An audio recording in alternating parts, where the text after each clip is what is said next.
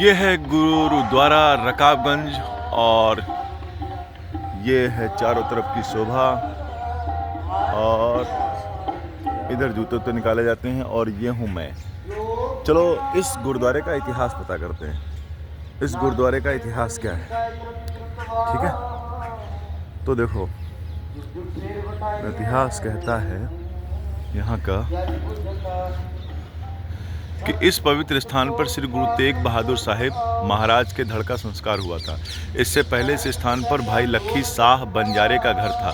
जब नवें पातशाह श्री गुरु तेग बहादुर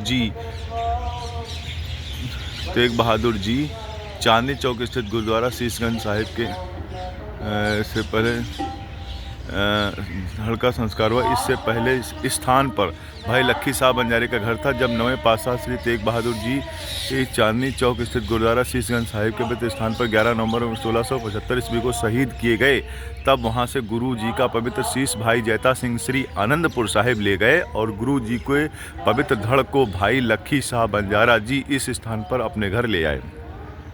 यहाँ उन्होंने चिता रच कर अपने घर को अग्नि भेंट कर रात के समय धड़ का संस्कार कर दिया। अस्थियों को गागर में डालकर अंगीठी वाली जगह पर स्थापित कर दिया। इस घटना के बाद सिख मिसलों के ज़माने में जब करोड़ सिंधिया मिसल के जत्थेदार बाबा बघेल सिंह ने दिल्ली फतेह की, तो उन्होंने इस पवित्र स्थान पर गुरु जी की यादगार कायम की। 1857 ईस्वी के गदर के बाद सिख रियासतों के उद्यम से इस गुरुद्वारे के चारों तरफ पक्की पत्थर की दीवार बनाई गई। 1914 ईस्वी में जब अंग्रेज सरकार ने भारत की नई राजधानी के लिए नए भवनों के निर्माण के लिए गुरुद्वारे की चार दीवारी को गिरा दिया, तब पंथ में रोष की लहर दौड़ गई।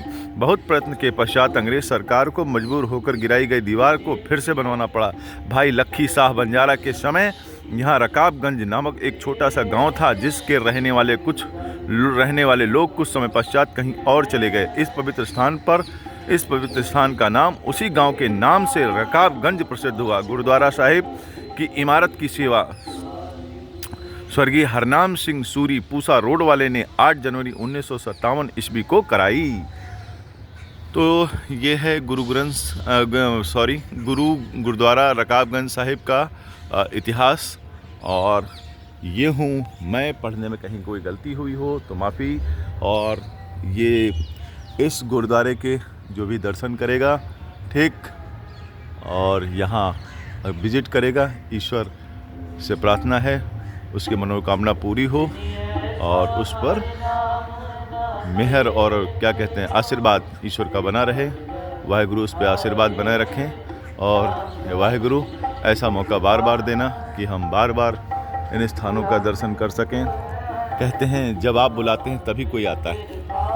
बहुत दिनों के बाद आपने बुलाया, हम यहाँ पर आए, शायद पहली बार बुलाया।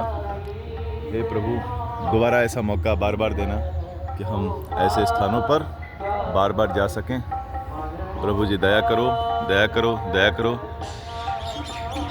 वाहेगुरु, वाहेगुरु, वाहेगुरु।